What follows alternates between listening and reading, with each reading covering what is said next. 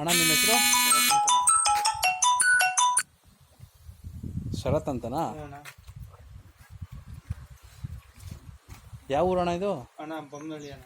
ಬೊಮ್ಮನಹಳ್ಳಿ ತೋಟದ ಮನೆ. ಇಲ್ಲಿಂದ 1 ಕಿಲೋಮೀಟರ್ ನಮ್ಮೂರ ಅಣ್ಣ ಬೊಮ್ಮನಹಳ್ಳಿ.